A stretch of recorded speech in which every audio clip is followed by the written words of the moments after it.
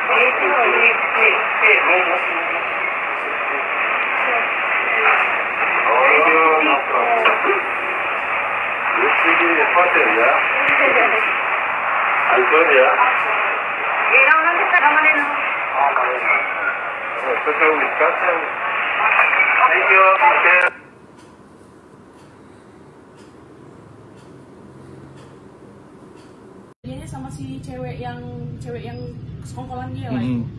Jadi ibu itu dipanggil pegawai saya, dialihkan lah biar supaya si cowok ini bereaksi tangannya, menghipnotis dia juga, gitu dia. Tapi ini di sini posisi dia ada kebetulan bapak-bapak datang, dialihkan lah bapak-bapak itu datang ke sini barengan. Jadi bertiga mereka yang ngomong, si pegawai saya megang laci sama dia juga di situ. Disitulah dia menghipnotis pegawai saya. Itu dia bang.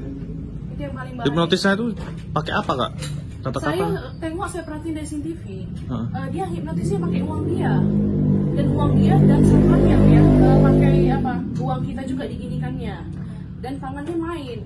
Kebetulan kan CCTV ini kan ada yang kesini, ada yang kesini. Yang paling jelas itu CCTV yang di sini. Dia main tangannya gini dua, diselip kayak gini, tapi dialihkannya kayak sempat dia mau sadar. Dialihkannya gini, masukkannya lagi di kantongnya. Pertama kali itu dikeluarkan duit itu sekitar dipegang dia itu sekitar 1 juta lebih lah. Kebetulan penjualan situ hampir 3 jutaan, ya kan? Jadi dipegangnya semua gini.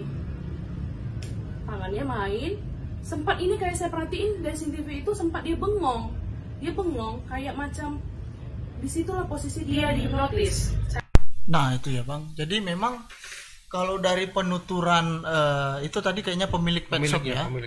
Biasa pelaku ini akan terus mengajak korbannya mengobrol sehingga apa ya?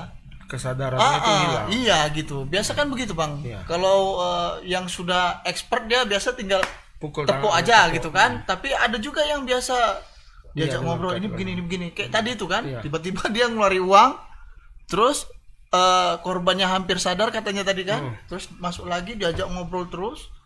Nah ini yang bahaya nih. Iya. Bahkan sempat menghitung uang tadi. Ngeri kan? Iya kan? Makanya diambilnya begini itu ini iya kan? Iya kan? Cukup lama berarti dia waktunya itu untuk beraksi gitu ya. Makanya waduh, gawat ini bahaya. Iya. Dan pelakunya bisa saja beraksi di tempat lain ini ya. Bisa jadi kalau seperti ini kan dengan modus-modus yang sama seperti itu. Ya. Padahal kita ke reporter Pian, kita ya? ada Alfiansa. Halo, selamat sore Bung Pian. Ya, halo, selamat sore, Bang Arai. Ya, ini sepertinya lagi di Polrestabes Medan ini ya. Ya, Bang. Nunggu konferensi pers. Oke. Ini gimana ini ceritanya ini? Apakah sudah buat laporan pemilik tokonya? Ya, baik Bang Arai, Bang Agus dan juga Tribuner. Ya, kejadian itu kan terjadi tanggal 25 kemarin, Bang. Di mana ada 2 orang pasangan yang diduga merupakan pasangan suami istri datang ke toko itu dan melakukan hipnotis kepada karyawan di sana, Bang. Mereka itu berhasil mengambil uang sekitar 500.000 rupiah dari kasir toko pet shop tersebut. Nah, halo? Terputus kah? Halo Pian. Ya kayaknya jaringan terputus ya. Akhir-akhir ini memang karena ketika hujan dan cuaca memang. Ini halo Pian. Kita tersambung lagi dengan Pian. Halo.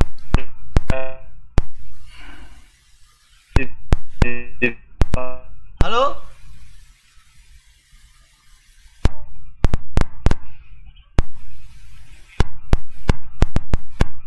Wah ini terganggu ya jaringannya. Kayaknya lemah jaringannya ya. Mungkin mau ada konferensi pers di situ. Iya. Biasa agak susah ya. Parameternya agak dijaga. Iya. Iya, padahal saya menanyakan tadi ini kira-kira itu yang 2 orang, yang 2 orang yang masuk belakangan itu apakah komplotan merupakan juga, gitu ya? Kawanannya atau bagaimana? Karena mereka terlihat intens sekali dia akrab ya. Mengobrol dengan si. Nah, kita sudah dengan. Halo Bang. Halo Pian. Ya. Halo Bang. Ya. Ya, lanjut Pian, lanjut. Jaringan mungkin ini Bang. Ya. Ya Bang. Menurut keterangan pemilik pet shop itu Bang, sampai saat ini dia belum ada membuat laporan kepada pihak polisian Bang, karena menurutnya dia sempat beberapa bulan yang lalu sempat kehilangan kaca spion juga Bang di Jalan Stomo, katanya membuat laporan kepada pihak polisian dan sampai hari ini belum ada penanganannya Bang, sehingga dia enggan Bang melaporkan kepada pihak polisian. Namun Bang, setelah kasus itu viral, Instagram resmi Polrestabes Medan sempat menghubungi si pemilik pet-shop ini Bang, menyarankan agar membuat laporan. Namun dia ini masih enggan Bang pergi ke kantor polisi. Menurutnya hanya membuang-buang waktu saja Bang, karena dia sudah kecewa Bang sebelumnya melaporkan peristiwa kejadian kaca spionnya itu hilang dan belum ditanggapi Bang. Dia katanya memviralkan video aksi hipnotis ini agar agar pedagang-pedagang lain ataupun pemilik-pemilik toko lain untuk berhati-hati Bang, agar tidak menjadi korban kembali Bang, gitu Bang. Ini masuk Wilkum mana ya? Polsek mana ini? Ya, ini masuk Wilkum Polsek Medan Timur Bang. Timur ya. Kalau yang pencurian spion itu juga di Timur? Di Medan Kota Bang, menurut informasi Bang dia melaporkan Bang. Iya ya. Tapi seharusnya ya lapor aja karena kan polseknya berbeda gitu kan. Mana tahu di sini lebih bagus ya. Lebih tanggap, lebih responsif. Iya, walaupun mungkin nanti akan memakan waktu gitu. 500 katanya hilang. Asal jangan berlipat jadinya ya. Iya. Nah, Pian, tadi waktu kita agak terputus tadi sempat ngobrol dengan Are. Aku mau bertanya soal ini, kan ada selain Bapak yang menghipnotis ini kan ada berapa orang lagi dua orang. Di dalam ada 2 orang lagi ya. 2 orang lagi. Apakah ini diduga merupakan kawanannya atau bagaimana? Sebab tadi di salah satu skin video ini itu Bapak yang baju putih yang pakai yang mirip dasi warna orange itu, dia sempat mendekat ke arah kasir ini dan melihat pelaku itu sedang memegang uang di situ. Apakah dia tahu atau memang tidak tahu atau bagaimana Pian? Dugaan sementara bagaimana Pian? Ya, menurut pemilik pet-shop tadi Bang, memang Bapak yang terakhir masuk itu dia itu bukan komplotan dari kedua tukang hipnotis ini Bang. Karena katanya sempat dilihat lah Bang CCTV milik tetangga. Pelaku ini datang menggunakan mobil Avanza berwarna putih tanpa plat nomor Bang. Mereka itu memparkirkan mobilnya itu tidak jauh lah Bang dari lokasi pet shop ini Bang. Kemungkinan dugaan dari pemiliknya itu mereka ini hanya berdua saja Bang menjalankan aksi itu. Sementara Bapak yang satu lagi itu hanya membeli makanan hewan di sana Bang, tidak menahu soal kasus itu Bang. Karena si perempuan itu Bang, pelaku itu waktu Bapak itu kan terlihat ingin setelah mengambil makanan itu kan mau membayar Bang ke kasir. Namun ketika itu kan langsung dipanggil Bang sama pelaku perempuan itu Bang. Dugaan kita dia tidak mengetahui Bang. Gitu ya. Ya. Oke. Ada lagi Bang? Ya, sudah kayaknya. Oke, Pian, mungkin nanti bisa di follow up lebih lanjut, barangkali ada rekaman wajah yang lebih terang lah. Ini kan tadi sedikit agak kabur begitu. Karena kalau misalnya ada rekaman yang lebih terang, wajahnya lebih enak kita publikasikan ke masyarakat. Iya, ini karena dari penuturan karyawati studi ke karyawati toko ini, dia sudah menggambarkan ciri-ciri dari pelaku ya, kearap-arapan ya, kebulean campur Arab. Iya. Bagaimana mendefinisi? Kearap-arapan sepertinya. Iya, pokoknya hidungnya mancung, tinggi, putih gitu, ganteng berarti ya, ganteng-ganteng nipu ya. Iya, maling. Iya, si cewek ini putih, pendek, mukanya nggak asing dan mengenakan kerudung waktu itu. Yang mana ya? Yang ini? Oh, itu. Ya Pian, mungkin itu saja Pian ya. Iya. Nanti bisa di follow up kemudian seperti apa respon dari Kapolsek Medan Timur lah khususnya ya. Ya, siapa tahu ini juga sudah melakukan aksi serupa atau aksi serupa di tempat-tempat yang lain barangkali ya. Ya, Itu saja Pian, terima Baik, kasih Bang, banyak. Selamat sore. Bang. Selamat bertugas kembali. Untuk urusan yang lain nanti kita bicarakan ya. Udah Ya, Bang ada Rai. kejelasan. Selamat sore. Sudah ada kejelasan seperti Iya. Itu laporan dari Pian ya. Iya. Jadi kita apa tadi ya, belum mendapatkan apa Bang. Tadi saya juga cari-cari wajah dari si pelakunya, karena kalau kita dapat yang lebih terang kan lebih enak untuk Iya. membuat kolasenya gitu, sehingga masyarakat ini malingnya gitu. Ya. Wah. Mungkin dari tadi pemilik toko Pet itu shop. kan ada bilang ya kan, kami punya CCTV 2 katanya. Yang satu ini lebih yang terang satu di katanya sini ya. di atas, yang satu dari depan. Barangkali yang dari depan itu Lebih terang. lebih gitu ya. terang, tapi dia tidak mempublisnya. Mungkin kalau ada polisi datang sana melakukan Olah olah TKP, TKP, barangkali itu diberikan sama dia. Tapi nanti kalau dikasih apa cepat ketangkep? Nggak tahu juga. Mudah-mudahan lah ya. Spionnya katanya hilang, udah kecewa dia. Iya. Spionku Itu hilang. kadang. Spionku hilang sampai sekarang nggak selesai. Kalau punya pengalaman pahit nih kadang buat kita malas sekali pun gitu kan. Iya. Lama-lama malas kita gitu kan. Mungkin dia berhitung-hitung juga, Allah Iya. cuma gopeknya hilang. Iya, pikirnya nanti kan. lapor bisa jadi 2.000 gitu. misal. Misal. Iya. Ini kita Baik, lanjut yang kita kedua. lanjut ke yang kedua. Kita agak pergi jauh ini ke Kabupaten Toba. Aduh. Nah, ini kasus pencabulan. Dugaannya kasus pencabulan, dan pelakunya ini sudah ditahan oleh polisi. Iya. Namun istri dari pelaku tidak terima. Katanya suamiku tidak Nggak mungkin melakukan gitu ya. itu. Oh gitu ya. Katanya.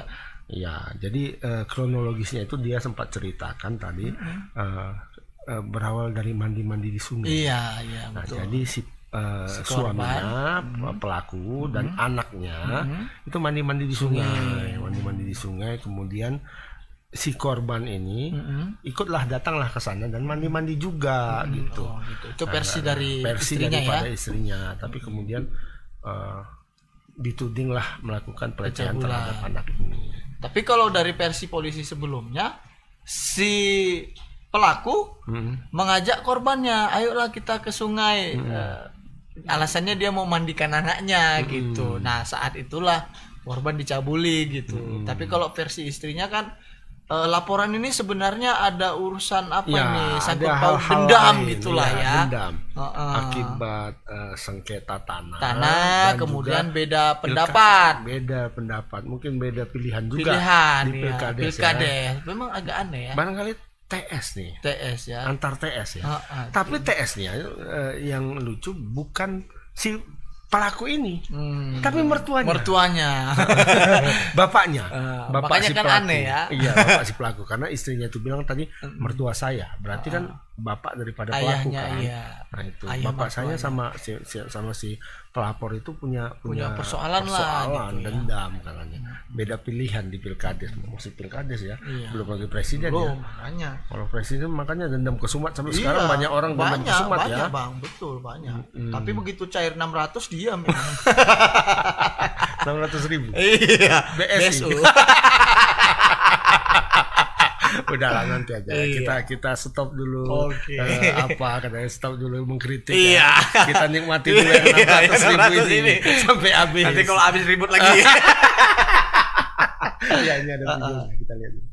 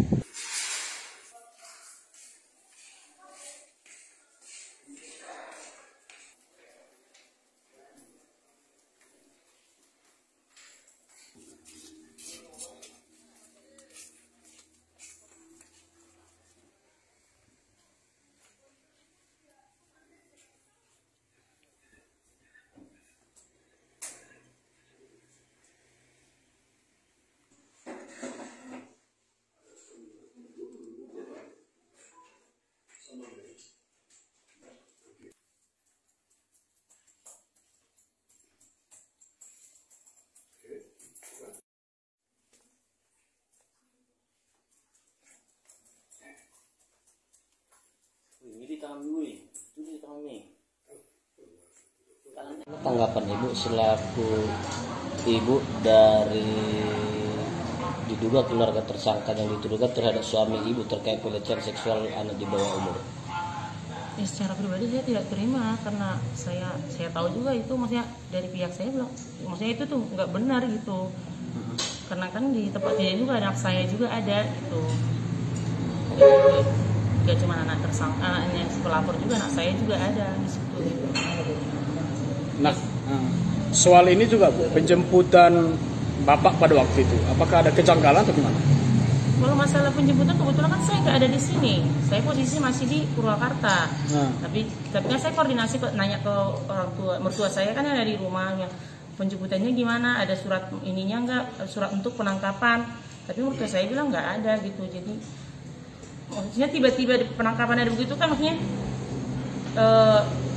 gimana ya, saya mau cerita ini maksudnya dari awal juga kan suami saya ini udah pulang juga kan ke Purwakarta. Di sana ada surat dari kepolisian ke rumah ke Purwakarta itu cuman pemberitahuan kalau dimulai penyidikan. Nah, suami saya bilang saya punya itikat baik lah, maksudnya saya mau pulang aja daripada berlarut-larut. Padahal kan sebenarnya belum ada surat pemanggilan atau apa gitu. Ya saya pulang aja lah daripada nanti nggak enak di sana. Tujuannya kayak membersihkan nama baik lah. Saya kan nggak ngelakuin gitu. Ya udah saya pulang. Gitu pulang besoknya ada langsung tiba-tiba datang aja gitu dibawa gitu. Padahal suami ibu udah pada ditahan. Enggak. Maksudnya ditahan di mana? Di Mapolres. Enggak, maksudnya kan gitu pulang dari Purwakarta ke rumah mertuaku di kampung itu udah besoknya langsung ditahan aja gitu. Itu langsung saya. Artinya sudah ditahan sekarang ya? Sekarang ditahan posisinya. Artinya dengan posisi ini ibu merasa dirugikan ya? Sangat merasa dirugikan. Saya merasa dirugikan banget gitu. Jadi bukan cuma saya, tapi anak saya juga mentalnya juga kena gitu. Karena posisi anak saya juga kan satu sekolah, satu kelas dengan anaknya si korban ini. Jadi dia sekarang selalu bilang, bukan sekarang udah 4 hari nggak sekolah. Gurunya telepon ke saya, Bu, anaknya tolonglah jemput. Kayaknya nggak bisa fokus. Kenapa Bu? Anaknya diam aja nggak mau belajar, nggak apa, kayak pikirannya kosong, kayak ada beban pikiran gitu. Karena si anak saya jemput di jam sekolah. Pulang sekolah saya tanya di rumah, kenapa anak nggak mau belajar? Kok gurunya telepon minta jemput? Saya kepikiran Bapak, kok Bapak saya di penjara ya? Kan padahal Bapak kan nggak ada salah gitu ya. Jadi sekarang setiap malam pun nanya gitu, Mak, gimana Bapak di sana ya? Kenapa sih Bapak kita di penjara? Gitu-gitu terus jadi tiap hari anak saya berulang gitu. Sampai sekarang udah hari keempat nggak sekolah anak saya. Ya itu tadi keterangan dari istrinya ya, alasannya anaknya juga bertanya-tanya, Bapak kemana gitu ya? Bilang aja lah merantau gitu ya. Makanya ini sebenarnya polisi kan melakukan penahanan juga nggak sekonyong-konyong gitu ya kan Bang. Apalagi ini menyangkut paut kasus dugaan kekerasan seksual terhadap anak. Untuk menangani perkara ini juga polisi itu nggak sembarangan. Saya sempat sharing juga dengan Kasat Reskrim Polrestabes Medan soal kasus kekerasan anak khususnya yang JA kemarin. Itu memang agak sulit kan, karena melakukan pemeriksaan terhadap anak ini kan kita nggak bisa kayak orang dewasa gitu Bang. Tergantung psikologis anaknya juga, kan? Tergantung moodnya gitu kan. Kalau dia nggak mood ya kita nggak bisa paksa Bang, katanya begitu juga dengan kasus ini barangkali.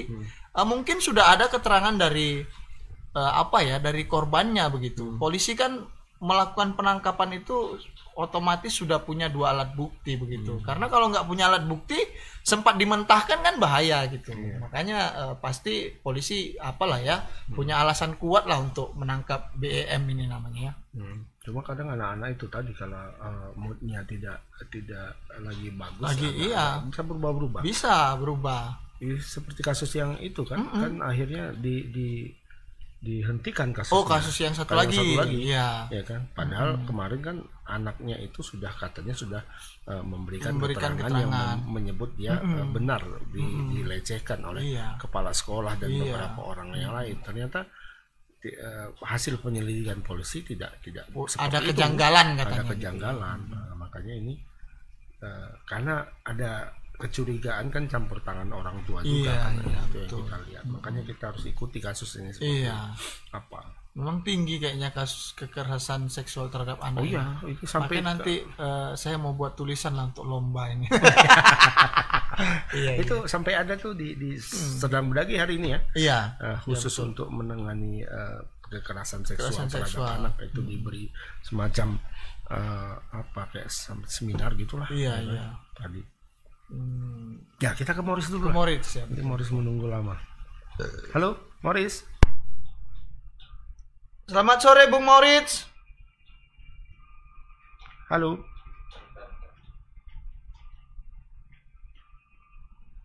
Ya, halo. Uis. Kayaknya cepat ya kayaknya ya.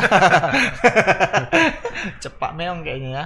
Ya, suaranya tidak keluar Moritz. Mungkin ya, speaker. Belum suaranya.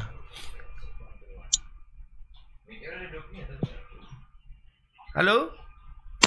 Ya. Sepertinya sudah. Silakan. Ini Bang, gak usah pakai headset. Iya,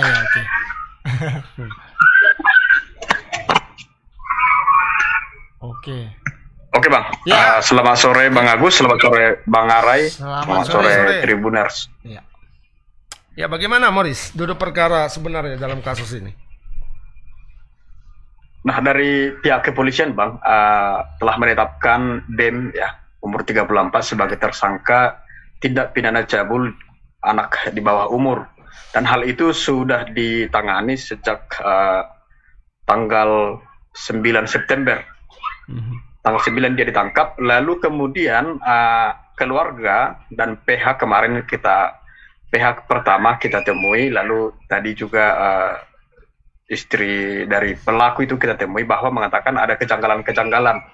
Yang pertama, kejadiannya 18 Juli, lalu ia kan BM ini datang ke Uluan itu atau daerah Porsia itu hanya untuk mengantarkan anaknya supaya pindah sekolah dari Purwokerto ke Toba. Lalu kejadiannya tanggal 17 bulan Agustus itu di mandi-mandi di sungai begitu. Nah, kalau dari pihak kepolisian memang mereka sudah menemukan alat bukti, tapi dari pihak keluarga malah mengatakan kami keberatan dengan penetapan tersangka BEM katanya. Yang pertama, mereka juga tidak mendapatkan surat pemanggilan. Ujuk-ujuk langsung ditangkap ketika memang sudah ada terkirim ke alamat mereka di Purwakarta soal dimulainya penyidikan kasus tersebut. Lalu itu pada tanggal 9 September, tanggal 2 September, lalu tanggal 9 dia sudah di rumah orang tuanya yang di Kecamatan Uluan. Sore hari dia langsung ditangkap oleh 6 orang polisi tanpa ada awalnya surat pemanggilan. Ya? Itu menurut keluarga. Lalu ya, PH juga mengatakan bahwa sepertinya hal ini dipaksakan karena ternyata PH meminta untuk rekonstruksi tak kunjung dilakukan, Bang. Tak kunjung digelar. Diperkirakan kemarin pada Rabu ya tanggal 28 September hal itu tak berlangsung. Bahkan ya PH bilang, Paul JJ Tampunan mengatakan bahwa pihak dari Kejari Toba Samosir tidak mau menggelar rekonstruksi karena memang fakta-faktanya sudah lengkap begitu kira-kira. Nah, hal inilah yang membuat keluarga korban merasa dirugikan. Lalu istri pelaku atau istri tersangka itu yang harus kembali lagi ke Toba, Purwokerto, dari Purwokerto, ini dia mengatakan kepada kita, kepada Tribun, bahwa pihaknya masih menunggu rekonstruksi supaya memang kasus ini transparan. Termasuk juga PH mengatakan bahwa ternyata saksi dari kasus ini adalah anak-anak. Jadi hal itu sangat sulit sebenarnya, kata PH. Tapi ternyata pihak kepolisian telah menetapkan BEM sebagai tersangka dan hal ini menjadi pergunjingan hingga saat ini. Dan hingga saat ini juga PH masih menunggu digelarnya rekonstruksi supaya kasus ini bisa terlihat secara terang benderang dan transparan, Bang. Kronologisnya itu gimana sebenarnya, Morris? Di pelecehannya itu kalau kita sudah dapat informasi itu apa ya, TKP pelecehannya itu di mana? Apakah di sungai atau di mana, dan dalam kondisi seperti apa kira-kira? Apakah kita sudah tahu? Nah, kalau dari pihak kepolisian, Bang, anak korban itu bersama dengan anak tersangka itu kan satu kelas. Dan masihlah satu marga begitulah, dalam satu rumpun marga begitu, Bang.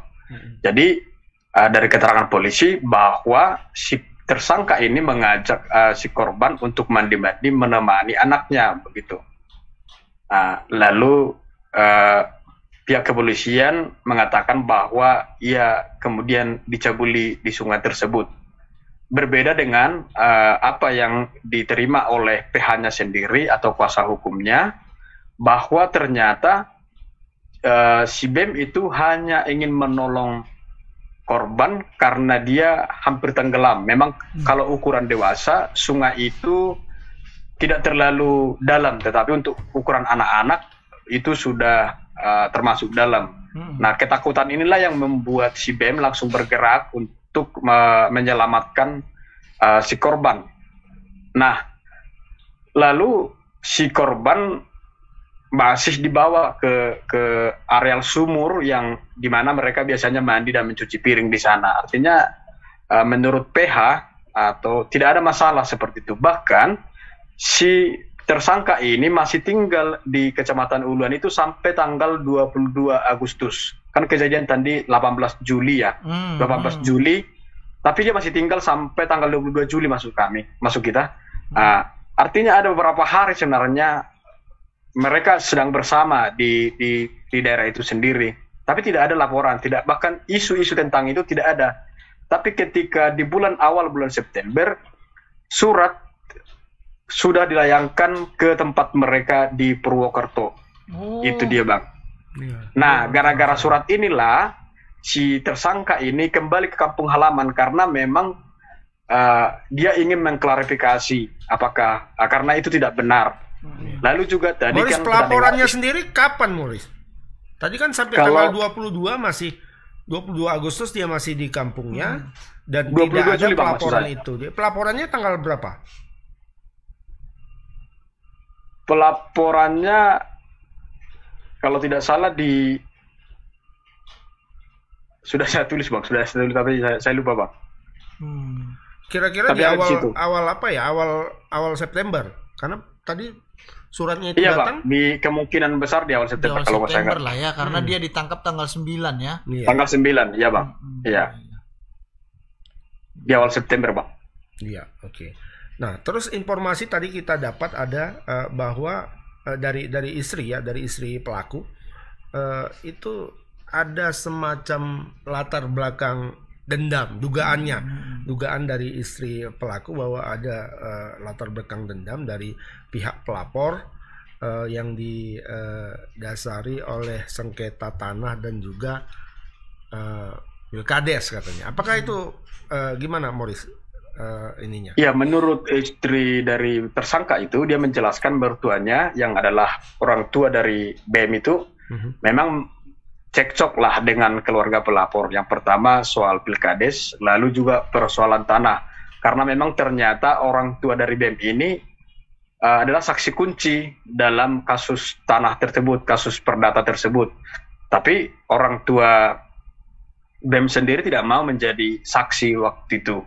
Nah, inilah kemungkinan atau dugaan keluarga yang membuat ini kasus ini secara sepihak dipaksakan oleh pihak kepolisian bersama dengan pelapor begitu, Bang. Tapi apapun ceritanya, soal kasus tindak pidana cabul ini kan adalah atensi dari pihak kepolisian karena langsung korbannya adalah anak di bawah umur, Bang. Baik, oke.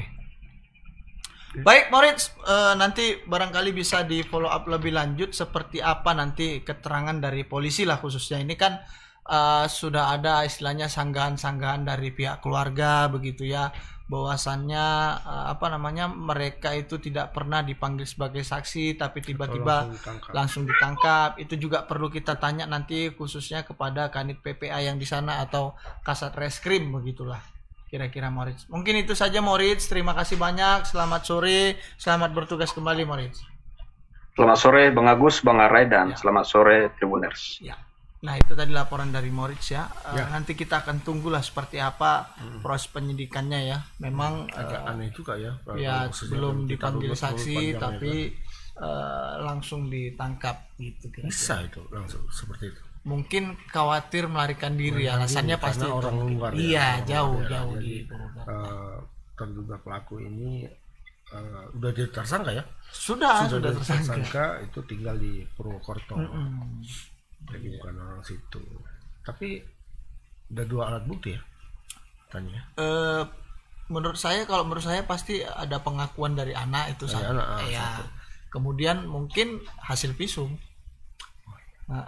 Makanya hasil visumnya harus ditanya juga apakah memang sudah keluar atau belum. Biasanya ya. Ya itu berita kedua, kita akan lanjut ke berita yang ketiga. Ini juga tak kalah mengerikan. Bagi saya ini mengerikan. Terjadi di Kecamatan Siantar Timur, Kota Pematang Siantar. Ini tepatnya di Kelurahan Pordomuan.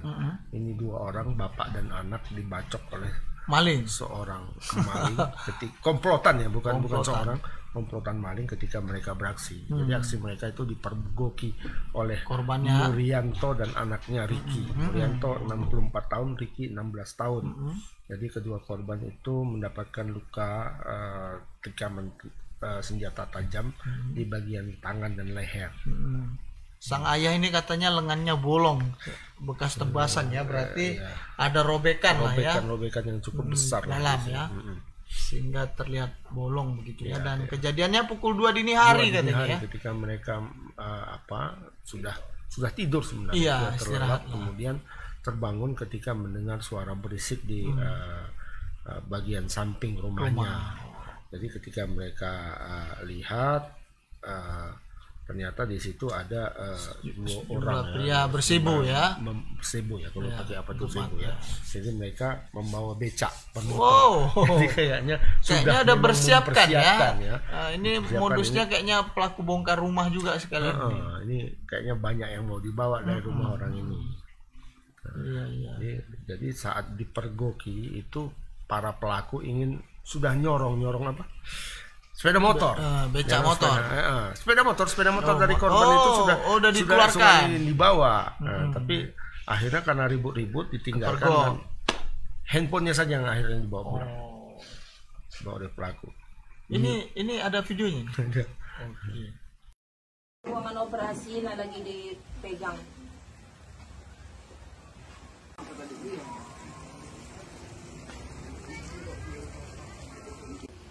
Kita laporkan nggak ini? Udah. Lagi ditangani.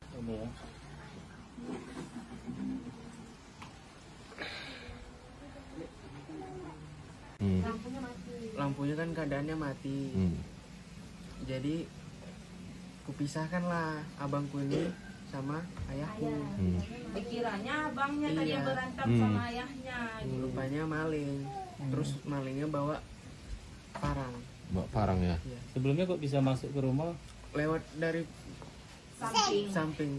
Ada yang dijebol gitu? Iya. Enggak, ini dia dari samping ini masuk muter ke pintu kamar. Nggak tertutup ya Pak ya? Iya. Itu tertutup, cuman nggak dikunci. Kejadian jam berapa itu? Setengah 2. Apa yang dilakukan maling itu apanya? Ngambil handphone sama sepeda. Sepedanya nggak sempat dibawanya. Jadi kan terjadilah perlawanan saat itu. Terus apa yang dialami? Luka bacok di sini. Pakai apa dia? Pakai parang. Sama tangan. Kalau ayah? Sama di sini. Jadi sempat berkelahi gitu. Itu pengakuan singkat tadi dari korban ya. Anak korban karena dia juga korban juga. Tadi kan korban yang kedua ya, namanya Riki 16 tahun. Ini Riki luka-lukanya tidak terlalu parah. Tidak seperti ayahnya yang sampai saat ini masih menjalani perawatan di rumah sakit. Iya betul. Nah ini ngeri sebenarnya nih kalau udah aksi maling-maling begini ya. Maling bersenjata tajam ini rampok ini sebenarnya, bukan maling. Rampok betul. Ya kan. Jadi bisa dibedakan tuh antara copet, maling, rampok ya kan? dan begal. Nah, kalau copet itu di bis ya, keahlian tangan, kecepatan tangan. Kalau Naga Bonar bilang itu seni. Dengan jurus sumpit lah. Jurus sumpit.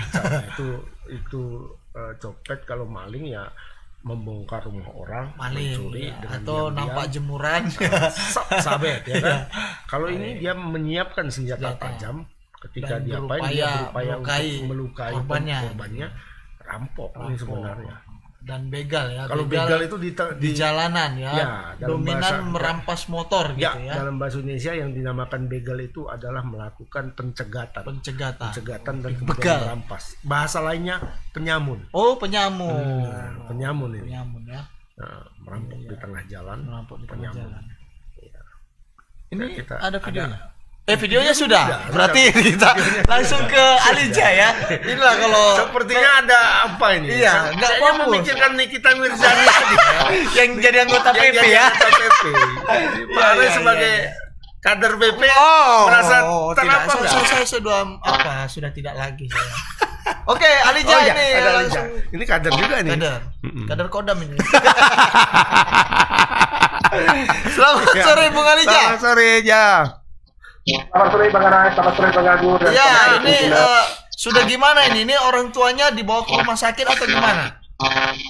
Ya, perlu saya laporkan bahwasanya kejadian perampokan itu terjadi sejak kedua di hari tadi. Kebetulan rumah mereka ini berada di kawasan yang malam itu penerangan jalannya ada suara robot.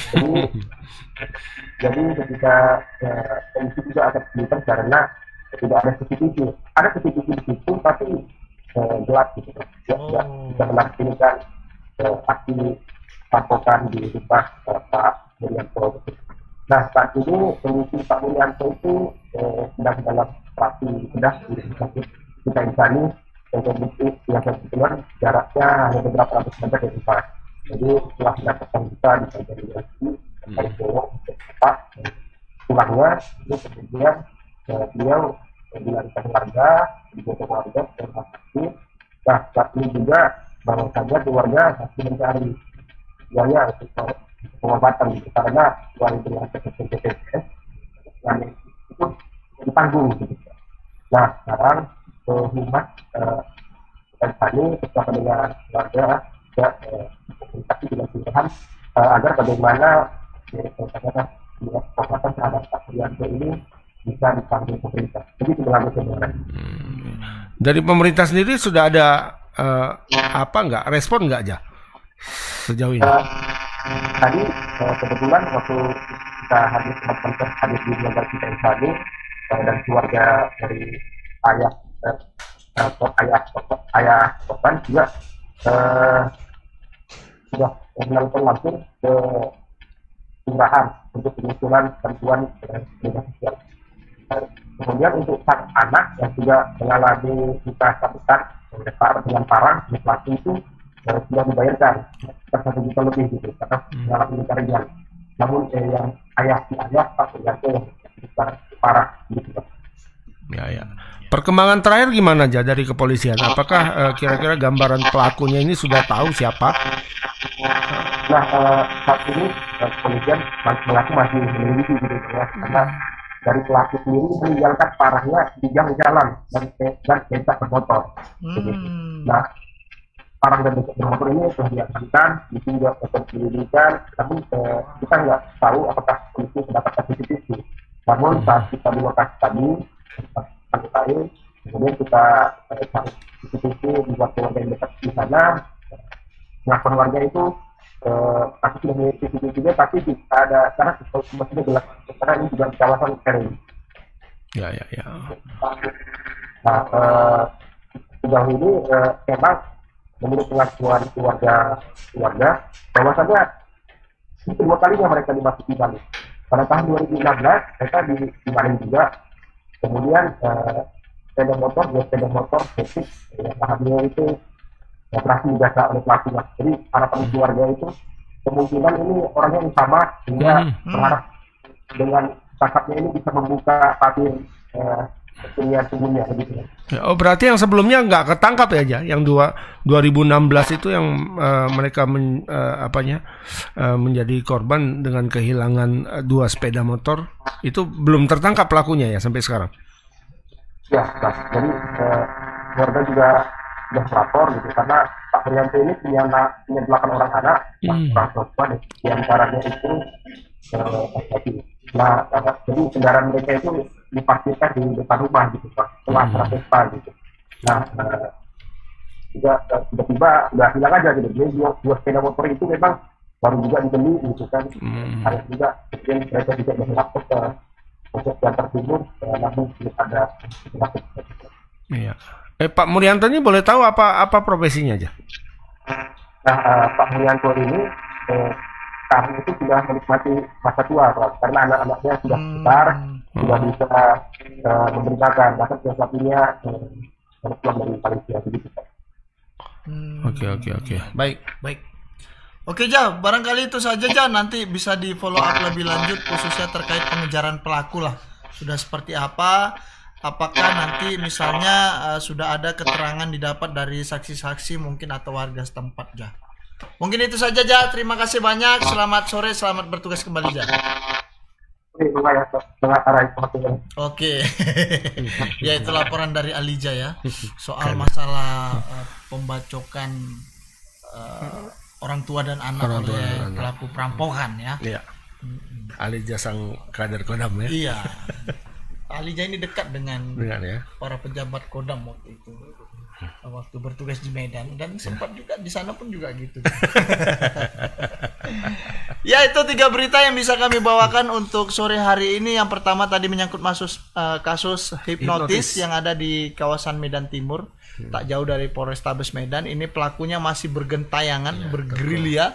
Toko mio. Iya. Toko kucing. Korbannya adalah penjaga toko pet shop ya, yang ada di Jalan HM Said. Mudah-mudahan pelaku bisa segera ditangkap agar tidak kembali melancarkan aksinya. Itu yang pertama. Dan yang kedua tadi ada kasus masalah soal dugaan pelecehan seksual yang kemudian memunculkan sedikit polemik, bisa polemik lah ya namanya, karena keluarga dari pelaku tidak terima. Mereka menganggap ada kejanggalan dalam proses penyidikan. Ya. Pelaku tidak pernah dipanggil sebagai saksi tapi langsung ditangkap gitu ya. Kemudian keanehannya tadi ketika jarak antara peristiwa dengan laporan itu agak jauh. Dan sepanjang kurun waktu itu si orang yang terduga pelaku ini dengan malah berada di tempat itu saja dengan biasa-biasa saja. Tapi ketika dia pulang ke kediamannya di Purwokerto, datanglah surat itu yang menyatakan bahwa dia melakukan perbuatan asusila. Ya, itu yang kedua. Dan yang ketiga tadi menyangkut masalah soal perampokan ya, ayah dan anak dibacok gitu. Dan ini juga sebenarnya ngeri. Artinya kota Siantar sudah tidak aman ya. Beberapa hari terakhir itu serem-serem terus dari ya. Siantar ya. Betul. Kemarin ada yang jambak-jambaan ya, berebut itu juga ya. Iya, berebut sopir Grab ya.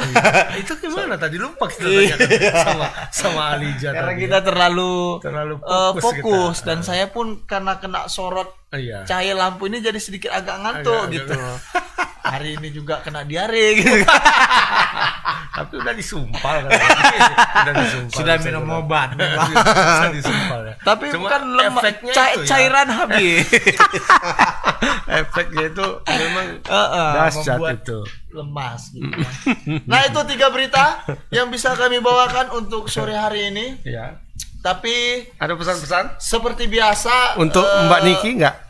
Seperti biasa sebelum mengakhiri segmen Selamat Sore Medan, ini kan lagi heboh kemarin soal masalah ada video ya ibu-ibu yang bagikan baju kayaknya ya.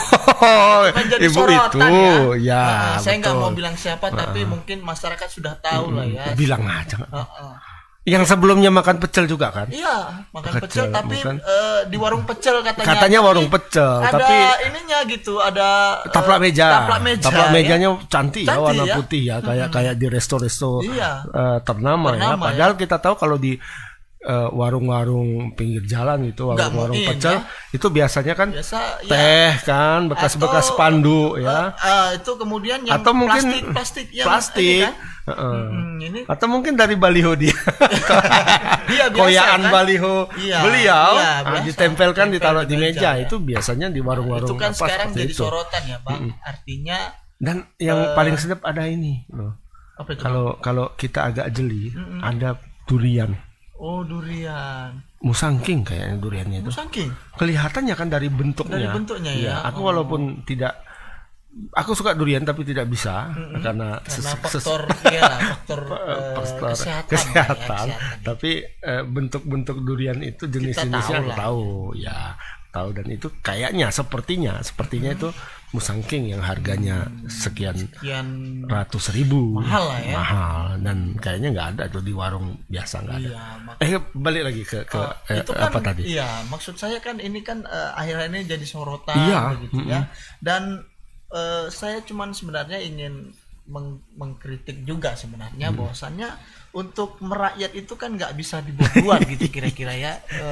Ya walaupun sudah ada jawaban mungkin dari partai terkait, tapi apa yang terekam, apa yang tergambar di lokasi itu kan nggak bisa bohong gitu ya, karena terekam gitu ya. Kalau kata orang-orang nggak ada video hoax gitu kira-kira. Nah ini ada faktanya gitu ya. Jadi nggak yang menunjukkan wajah yang maksud saya itu. Juga ke depan buat ya terlepas dia punya kondisi yang kurang baik saat itu, tapi ketika ingin merasa berdekatan dengan rakyat gitu, maksudnya juga dalam memberikan bantuan yang asik lah gitu ya, nggak usah sampai yang ya untungnya orang Indonesia ini masih punya tata krama yang cukup tinggi begitu. Mungkin kalau masuk ke lokasi yang memang istilahnya daerahnya barbar misalnya kena gitu lempar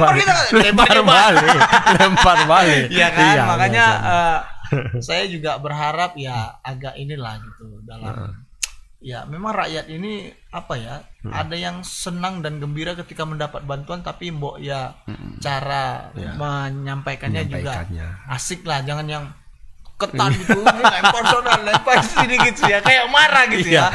Ya kalau nggak ikhlas ngapain gitu, maksudnya. Kayak terbebani dia. Iya, kalau capek nggak usah, ya udah istirahat gitu. Dulu gitu, cari waktu luang lah. Iya. Tapi kalau aku memandang ya, ini sebenarnya ya itu tadi kayak Arai bilang tadi, itu kan memang dari dalam jiwa itu datang, makanya itu, kan? Kalau dari dalam diri, orang yang ramah, orang yang supel, orang yang apalah kita bilang humble itu kan datang dari dalam dirinya. Nggak bisa dibohongi. Nggak bisa dibohongi, itu nggak bisa dibuat-buat.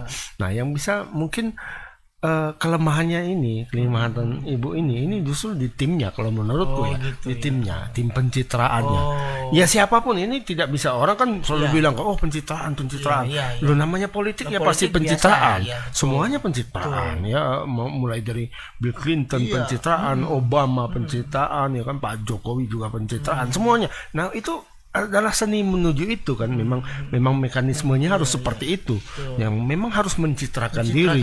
Nah, masalahnya adalah ada orang yang cocok untuk dicitrakan seperti itu, ada yang tidak yang kan gitu. Bukan pemain peran dia bukan ya memang citranya nggak cocok seperti itu. Nah, ada ilustrasinya gini. Di Medan ini ada namanya warung Ibu Judes. Ya kan? Beli mana? Beli mie Ibu Judes kan. Memang Judes ibu itu, iya kan? Berepet aja kan? Iya. Berapa kau beli? Katakan. Sekian. Mana bisa segitu katanya kan? 10.000 Bu. Kau 10.000 mau pakai bakwan. Kan kayak gitu kan. Memang Judes dia. Gitu. Tapi justru kejudesannya itu jadi citranya. Nah, warung Bu Judes gitu ya. Iya. Orang pun bilang mana Bu Judes. Justru dijudesin. Iya. Pembaca itu pelanggan itu justru senang gitu. Kadang sengaja kan. 10.000 Bu. Pakai bakwan 2. Mana dapat gitu? Oh iya nggak dapat ya. Tapi senang. Ada yang selfie malah. Bu Judes mau marah nih. Nah, kan gitu kan. Ya mana jadi tahu. Bilangin ibu ini Judes. Bukan. maksudnya perumpamaannya bukan ya, kalau memang dia Judes ya dicitrakan Judes saja nggak apa-apa, nggak apa-apa, ya kan? Ya justru itu jadi nilai jual dia, ya kan? Inilah calon presiden kita yang judes. Kan nggak ada di negara lain. Betul. Calon presiden judes, cuma Indonesia yang ada. Makanya harus belajar peran juga lah. Oh iya. Makanya itu belajar peran penting. Dan kalau memang lagi nggak mood, nggak usah. Nggak usah. Istirahat di rumah lah. Ya. Istirahat di rumah lah. Kan senyum-senyum. Agar jargon yang diusung itu sesuai gitu. Kan jargon yang diusung membela wong cilik. Wong sendal katanya. Makanya saya pernah dulu satu media cetak punya slogan yang hampir mirip juga. Apa itu? Selamatkan wong cilik dari kezaliman wong licik. Media mana itu? Ada dulu. Selamatkan wong cilik dari kezaliman wong licik. Nah, jangan dibalik-balik. Gitu kira-kira. Mungkin itu saja pesannya Bang, karena nanti kalau terlalu panjang kita khawatir terpleset ya. Iya. Karena kan bisa saja terpleset lidah gitu ya. Kita bukan bermaksud enggak. Ini kritik yang membangun. Ya, ini menjelang 2024 kan Pak Jokowi sudah nggak bisa lagi ya kan apa namanya ya, undang-undangnya memang tidak membolehkan beliau untuk masuk kembali dalam gelanggang duel pesta politik kan. Nah, justru sekarang adalah kesempatan bagi nama-nama baru, tokoh-tokoh baru. Ada Pak Ganjar, ada Pak Anies ya, kemudian ada Pak Prabowo gitu, elektabilitasnya masih tinggi, pemain lama. Iya, kemudian ada ibu yang marah tadi gitu ya. Iya. Tapi ya kita lihat bagaimana. Ada Pak Hai. Oh, Ahai. Betul. Dan Pak Air Langga juga. Pak Muhaimin juga. Banyak ya. Makanya kita dan harapan kita sebenarnya partai politik juga bisa berdemokrasi lah. Jangan sampai ada yang marah-marah. Siapa yang membangkang? Silakan keluar dari partai. Ada mungkin karena melihat sosok ini disenangi rakyat mungkin gitu. Ini sudah terlalu panjang maka nanti jadi sulit gitu. Mungkin itu saja yang bisa kami sampaikan untuk sore hari ini. Nggak usah lah nanti pada segmen berikutnya. Itu saja yang bisa kami sampaikan untuk sore hari ini. Apabila ada salah-salah kata, kami mohon maaf karena itu sebenarnya bukan kesengajaan begitu, Bang. Cukup sekian untuk hari ini. Saya akhiri. Fastabiqul khairat. Assalamualaikum warahmatullahi wabarakatuh. Selamat sore Medan.